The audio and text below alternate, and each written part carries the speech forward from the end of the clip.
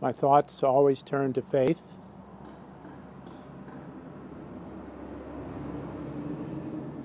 to things like humility,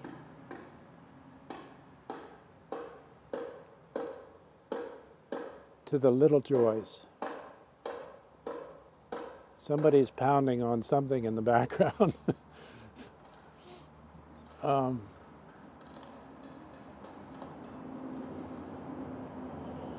sounds like they're tearing the house down. Anything that's done with care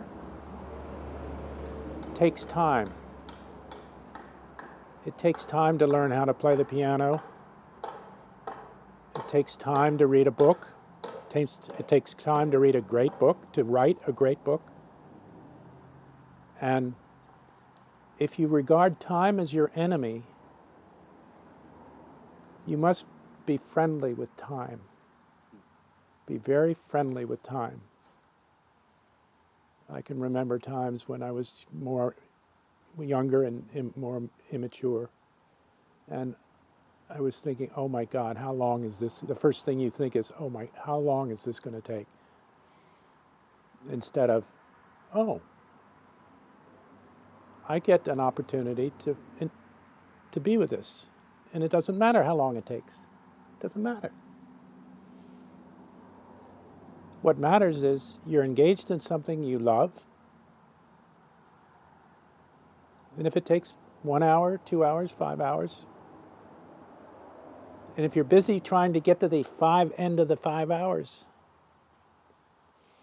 rather than just saying, I'm here writing, the next word is the only thing that matters. The next sentence is the only thing that matters. Not getting at the end point. It's not at the end point. It's the process. And I love to write. And so it doesn't matter how long it takes, because you're just enjoying the activity of writing. Expressing yourself. And using words which you love. And so time is not the enemy. I don't know how much time I have left, but I think that whatever time I have left, it's just important that I don't see time as something that I have to get through,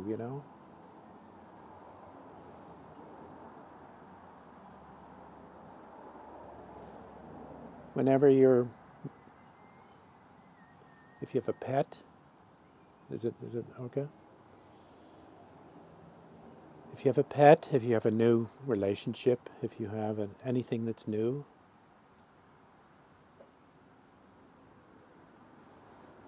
you can allow time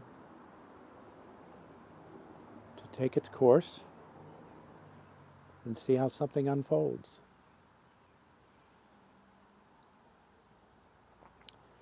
Some of my great spiritual teachers have been Stephen Levine, and you can YouTube him, Levine, and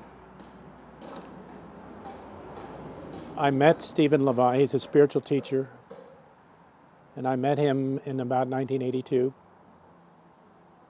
and I was at a retreat which he was leading, and I was at the Marriott, Roslyn Marriott, and there were some 400 or 500 people milling around the lobby.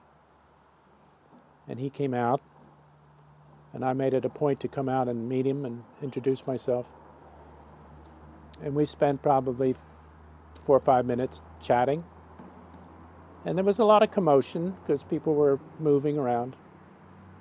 And for those 5 minutes, they were the most wonderful 5 minutes, because he was in no hurry. He was gracious. And for those few minutes, our conversation was without question the most important thing in his life. Meeting me was the most important thing in his life. And his focus and concentration on our conversation was complete. And I felt loved because he was giving his full attention to me. And I thought, wow, this is grace. This is grace. He walks the walk. He doesn't just talk.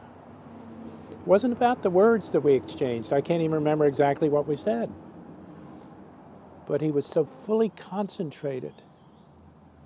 It was so important to him what I said. And he didn't even know me. I just had introduced myself.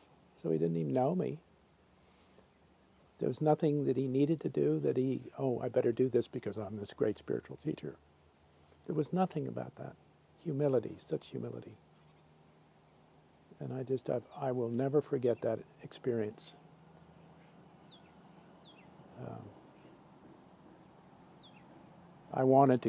He is now around 70s, in his 70s, and he's going through some rough times. He has some kind of disease, and he has trouble walking. And I wish him so well. His wife is Andrea, and they live in New Mexico, up in the mountains. And she has got a lot of cancer.